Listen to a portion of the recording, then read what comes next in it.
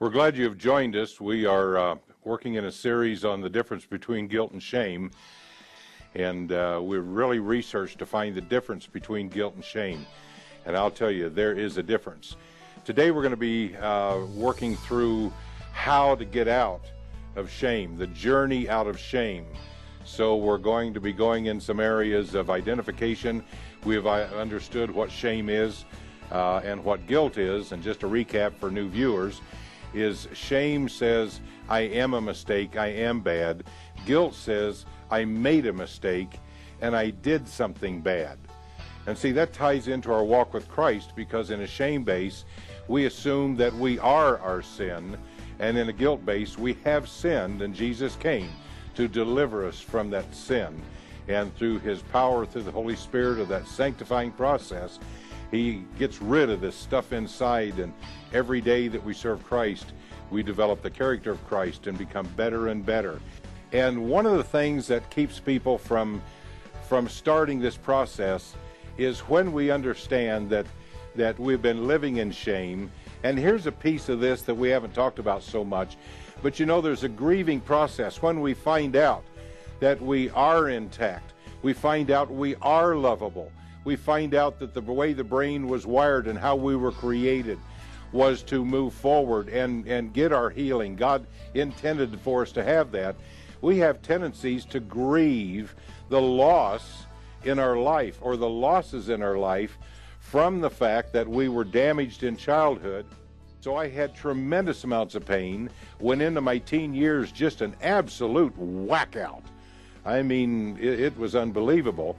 And so when at 40 years of age, I reached my Waterloo, or hit the wall, and I can remember telling my therapist, and I wasn't getting a whole lot out of it, but I got something out of this. I said, you know, as I'm tying all these pieces together, I grieve the fact that I lost basically 40 years of my life, because I was 40 when I started recovery.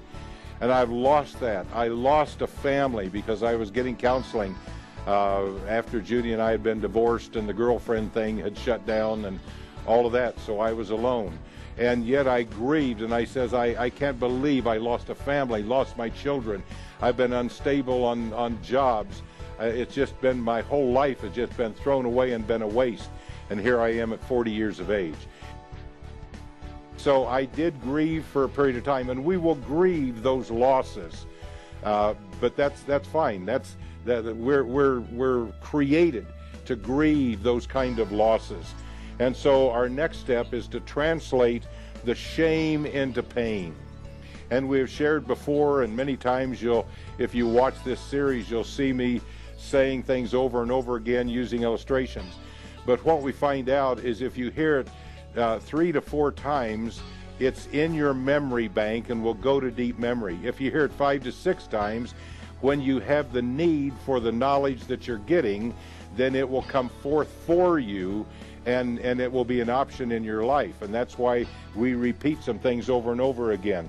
But one of the things, when we recognize that we have been shame-based, we've been reactive in our behaviors in this shame base, when we understand that, it is going to create within us some pain.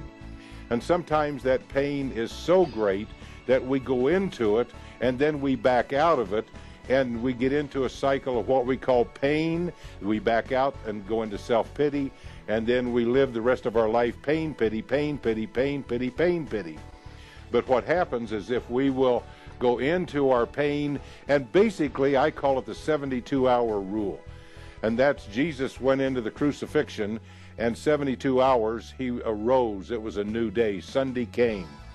See, and so if we'll stay with something for 72 hours, we stay with the pain for 72 hours, what happens is it allows the brain to adjust, to do what it needs to do, and you'll start at the end of 72 hours seeing light at the end of the tunnel, and that's when we realize that we can move into the guilt base, which has a cure, it has a fix, that we have value, and it will release the guilt.